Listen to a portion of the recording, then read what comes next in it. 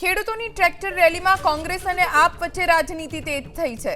આપ અને કોંગ્રેસ વચ્ચેના ગજગરા વચ્ચે ઈસુદાન ગઢવીએ જાહેરાત કરી, મુદ્દો ભટકાય નહીં એટલા માટે રેલીમાં નહીં જોડાવાનો નિર્ણય ઈસુદાન ગઢવીએ જાહેર કર્યો।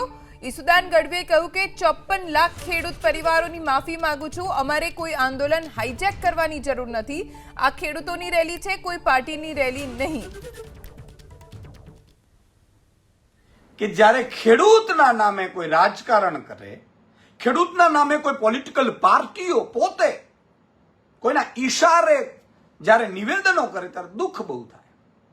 અને એટલા માટે હાથ જોડીને હું પહેલા ખેડૂતોની માફી માંગુ છું। આજે હું પણ રેલીમાં જોડાવાનો હતો। ખેડૂતનો જ્યાં જ્યાં મુદ્દો હોય ત્યાં આપણે કોશિશ થતી હોય કે જ્યાં બની શકે ત્યાં પહોંચીએ, મુદ્દો ઉઠાવીએ। ક્યારેક પહોંચી શકીએ, ક્યારેક કોઈ બહાર હોવાના કારણે, કામ હોવાના કારણે કે કોઈ અન્ય કારણોસર ન પણ પહોંચી શકતા હોઈએ। પણ આ જ્યારે જેતપર ગામમાં ગયા અને લોકોએ ડિમાન્ડો કરી અને અમે નક્કી કર્યું અને મેં નિવેદન કર્યું કે હું પણ ખેડૂત આંદોલનમાં જોડાઈશ, માનનીય ગોપાલભાઈ પણ જોડાશે, બીજા આગેવાનો પણ જોડાશે ને। બીજી વાત કે આમ આદમી પાર્ટીના હજારો ખેડૂતો આજે આ રેલીમાં જોડાશે, એ તો છે જ, એમાં કોઈ મત નથી, પણ હું નથી જોડાઈ શક્યું। એ બદલ હું ખેડૂતોનો માફી માંગુ છું। અને એટલા માટે નથી જોડાતો કે ખેડૂતનો મુદ્દો ભટકી ન જાય।